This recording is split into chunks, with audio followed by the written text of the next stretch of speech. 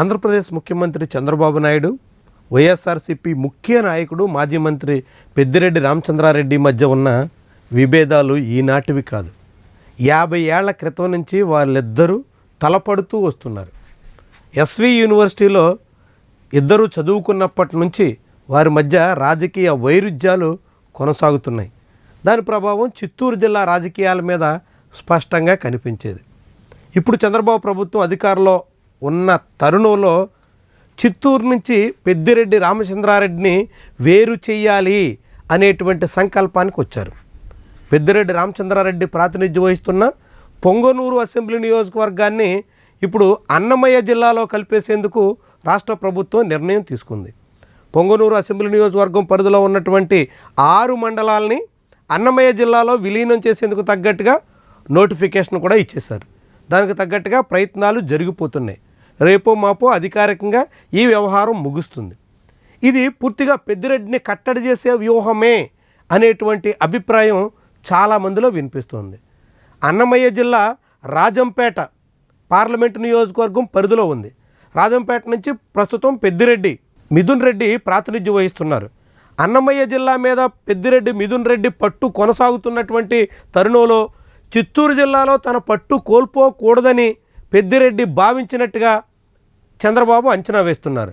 అందుకే గతంలో జగన్మోహన్ రెడ్డి హయాంలో జిల్లాల విభజన సమయంలో పొంగనూరు అసెంబ్లీ నియోజకవర్గాన్ని చిత్తూరు జిల్లాలో భాగంగా ఉండేలా ప్రణాళిక రచించారు అంటూ అంచనా వేస్తున్నారు. ఇప్పుడు దానికి చెక్ పెట్టి పెద్దిరెడ్డికి చిత్తూరు జిల్లాకి ఉన్నటువంటి అనుబంధాన్ని తుంచేసి తన సొంత జిల్లాలో సీఎం చంద్రబాబు నాయుడు ప్రాతినిధ్యం వహిస్తున్నటువంటి జిల్లాలో పెద్దిరెడ్డి హవా లేకుండా చేయాలి అనేటువంటి ఆలోచనతో సాగుతున్నట్టుగా అంతా భావిస్తున్నారు.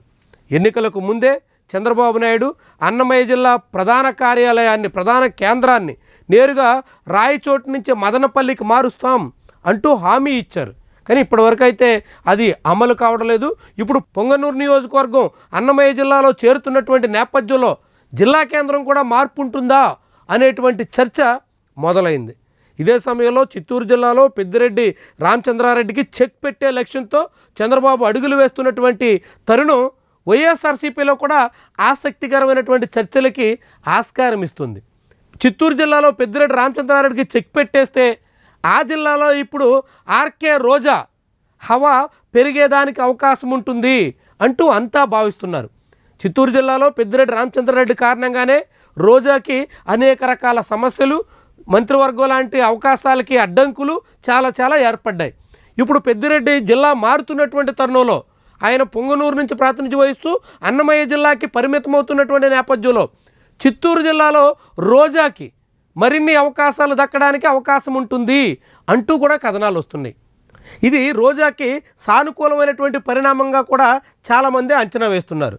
చంద్రబాబు నాయుడు తన రాజకీయ ప్రత్యర్థి, సుదీర్ఘకాల ప్రత్యర్థిగా ఉన్నటువంటి పెద్దిరెడ్డి రామచంద్రారెడ్డికి చెక్ పెట్టే లక్ష్యంతో పొంగనూరుని పక్క జిల్లాలో కలిపేస్తున్నటువంటి నేపథ్యం పరోక్షంగా రోజాకి మేలు చేసేటువంటి అంశంగా, రోజాకి ఇది ప్రయోజనం కలిగించేటువంటి వ్యవహారంగా, భవిష్యత్తులో నగరి నుంచి రోజా మరోసారి విజయబావుట ఎగరవేస్తే ఆమెకు మంత్రివర్గంలో చోటు కల్పించే దానికి అడ్డంకులు కూడా లేకుండా చేసేదానికి ఇదొక లైన్ క్లియర్ చేస్తున్నటువంటి పరిణామంగా చాలామందే భావిస్తున్నారు.